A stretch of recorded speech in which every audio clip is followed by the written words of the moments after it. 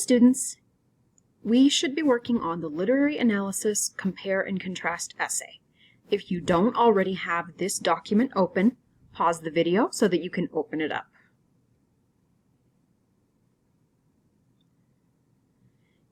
If you're watching this video, it's because you haven't yet completed the pre-write brainstorming that is required in order to successfully complete the essay.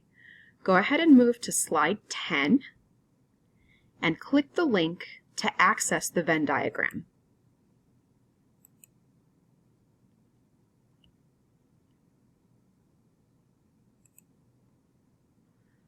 Before we begin filling out this Venn diagram together, let's return to the Compare and Contrast essay slide deck and navigate to slides 6 and 7 so that we can review the poem and the story.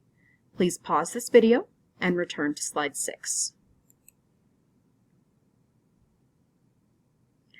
Let's read the poem Legacies by Nikki Giovanni together. Her grandmother called her from the playground. "Yes, ma'am. I want you to learn how to make rolls," said the old woman proudly. But the little girl didn't want to learn how, because she knew, even if she couldn't say it, that would mean that when the old one died, she would be less dependent on her spirit. So she said, "I don't want to know how to make no rolls," with her lips poked out. And the old woman wiped her hands on her apron, saying, "Lord, these children."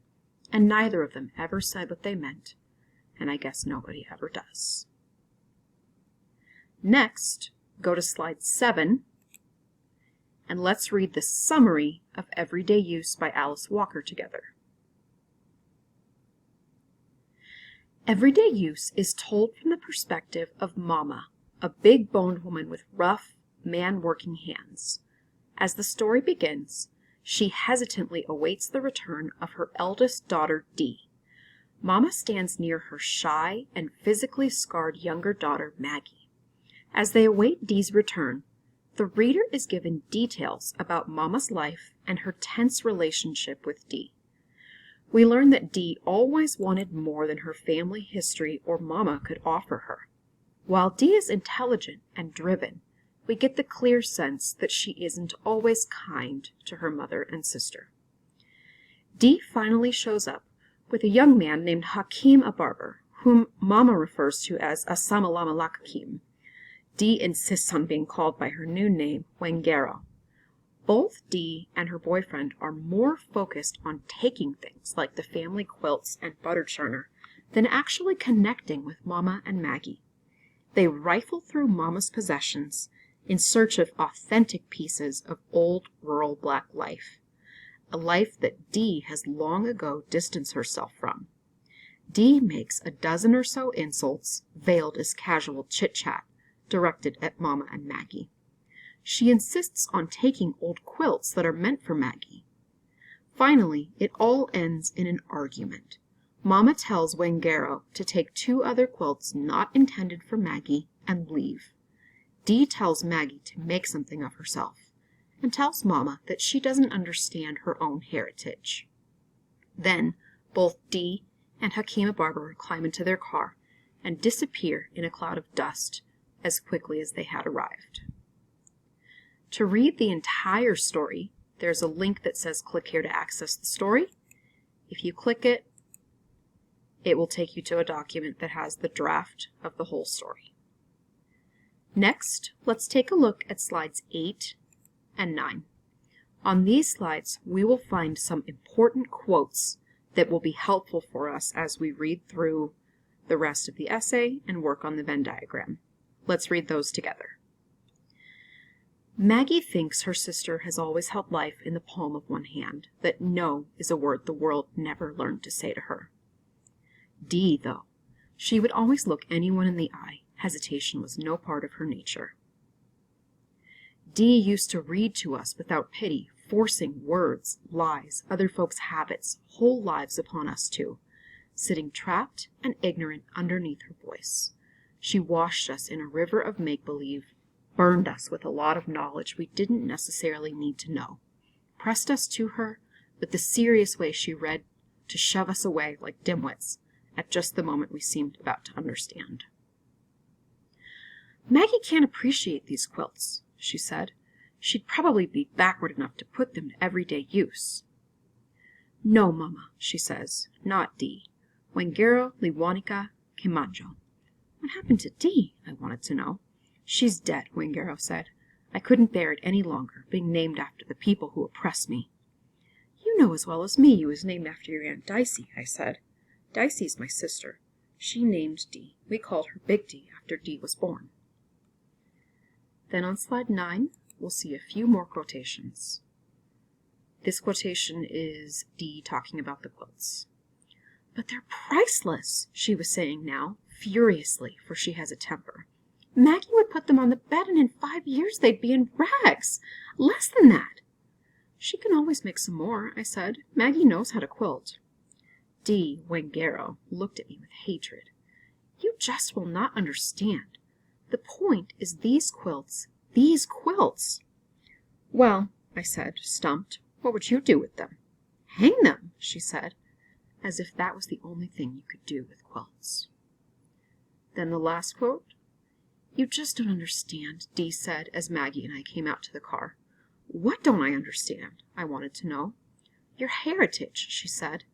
And then she turned to Maggie, kissed her, and said, You ought to try to make something of yourself too, Maggie. It's really a new day for us. But the way you and Mama still live, you'd never know it. So now that we have read through Legacies by Nikki Giovanni, the summary of everyday use, and a few important quotes from everyday use, we can go back to slide 10 and click on the link to work on our Venn diagram.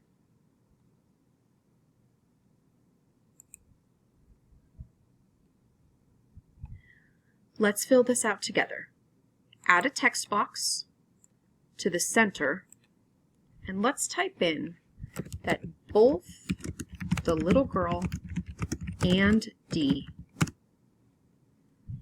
are dismissive of their families and do not want the legacies / heritage that is being passed to them. We know that Dee is a little bit rude and disrespectful to her mother as well as her sister, and that she does not want to be the same name anymore, and she wants to make her own way in her life. Next, let's fill out the side of the chart that focuses on Dee. We know from our summary and the quotes that we just read that Dee thinks she is smarter and more educated than her mom and sister, and that she looks down on them. Pause the video and fill out your chart so that it looks just like mine.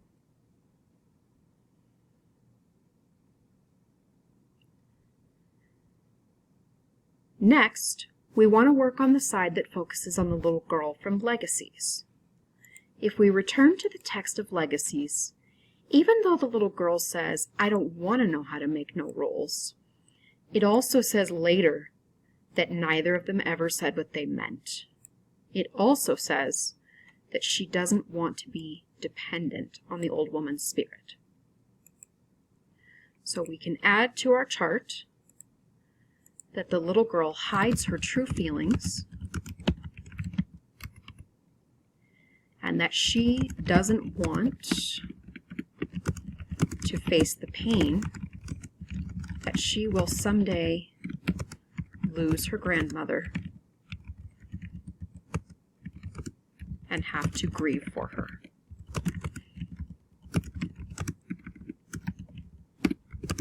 The roles would be a reminder that her grandmother is gone. Please pause the video and fill out your chart.